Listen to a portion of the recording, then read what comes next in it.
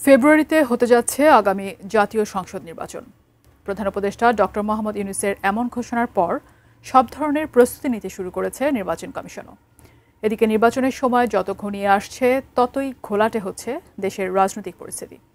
এর মধ্যে সরকারের উপদেষ্টা পদ থেকে সরে যাওয়ার ঘোষণা দিয়েছেন আসিফ মাহমুদ সজীব ভুঁইয়া। বিস্তারিত শাহাদাত রিফাতের রিপোর্টে। সংস্কার না নির্বাচন, এই দুটি বিষয় যখন দেশের রাজনীতিতে নানা মতবাদ, তখন লন্ডনে তারেক জিয়ার সাথে প্রধান উপদেষ্টার বৈঠকের পর আভাস পাওয়া যায় দ্রুতই নির্বাচন দিচ্ছে অন্তর্বর্তী সরকার। এরপরও বিষয়টি নিয়ে রাজনৈতিক দলগুলোর নানা মত পার্থক্য দেখা গেলেও শেষ পর্যন্ত জুলাই উদযাপনের দিন ডক্টর মোহাম্মদ ইউনূস ঘোষণা দেন আগামী ফেব্রুয়ারিতে হচ্ছে জাতীয় নির্বাচন। অন্তর্বর্তী সরকারের পক্ষ থেকে আমি প্রধান নির্বাচন কমিশনারের কাছে চিঠি পাঠাবো যেন নির্বাচন কমিশন আগামী রমজানের আগে 2026 সালের ফেব্রুয়ারি মাসে জাতীয় নির্বাচন অনুষ্ঠানের আয়োজন করেন। সকলেই মানসিক প্রস্তুতি ও প্রাতিষ্ঠানিক আয়োজন শুরু করব। ফেব্রুয়ারিতে নির্বাচন, প্রধান উপদেষ্টার এই ঘোষণায় খুশি নন ছাত্র জনতার আন্দোলনে নেতৃত্ব দেয়া শিক্ষার্থীদের দল এনসিপি। দলটির নেতারা হুঁশিয়ারি দিয়েছেন কোনোভাবেই আগামী ফেব্রুয়ারিতে নির্বাচন হবে না। ফেব্রুয়ারিতে নির্বাচন হবে, ফেব্রুয়ারিতে নির্বাচন হবে না। যদি ফেব্রুয়ারিতে নির্বাচন হয়, আমার যে ভাইয়েরা শহীদ হয়েছিল, রক্ত দিয়েছিল সংস্কারের জন্য, একটি নতুন সংবিধানের জন্য, তাহলে কবরে গিয়ে তার লাশটা ফেরত দিতে হবে এই সরকারকে।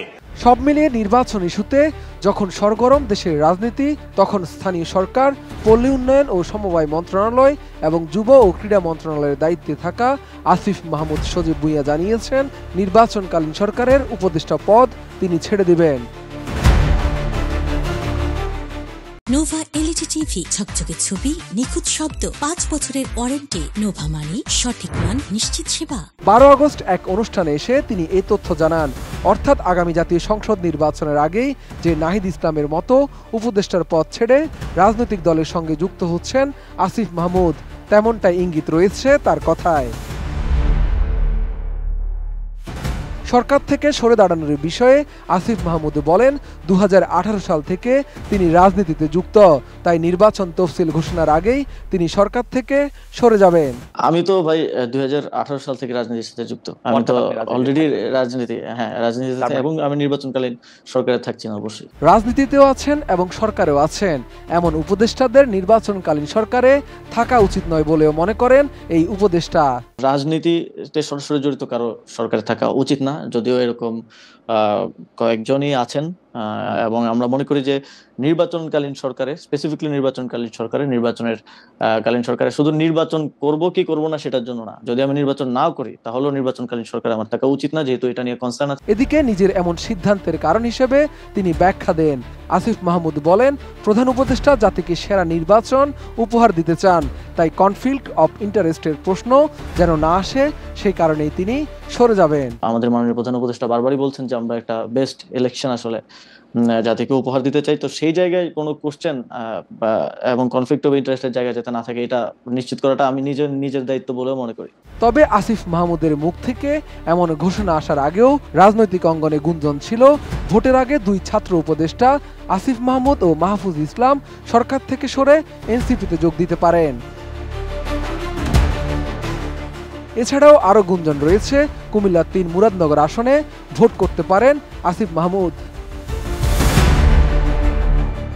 বিষয়টি নিয়ে আসিফ মাহমুদ বলেন, কেউ কেউ মনে করছেন তিনি মুরাদনগর থেকে জাতীয় নির্বাচনে অংশ নেবেন। এটা ঠিক নয়, তিনি জাতীয় পর্যায়ে রাজনীতি করতে চান। সেক্ষেত্রে স্থানীয় স্তরে গিয়ে নির্বাচন করা, রাজনীতি করা সুবিধাজনক হবে না। জাতীয় রাজনীতির কেন্দ্র হিসেবে ঢাকা শহরই তার জন্য সুবিধাজনক স্থান। এর আগে জাতীয় নাগরিক পার্টি এনসিপি গঠনকে কেন্দ্র করে জাতীয় নাগরিক কমিটির তৎকালীন কয়েকজন নেতার মধ্যে বিরোধ তৈরি হলে সংগঠনটির কার্যালয়ে অর্থাৎ ঢাকার বাংলা মোটরে রূপায়ণ সেন্টারে যাওয়ার অভিযোগ রয়েছে আসিফ মাহমুদের বিরুদ্ধে। শাহাদাত রিফাত, এটিএন নিউজ, ঢাকা।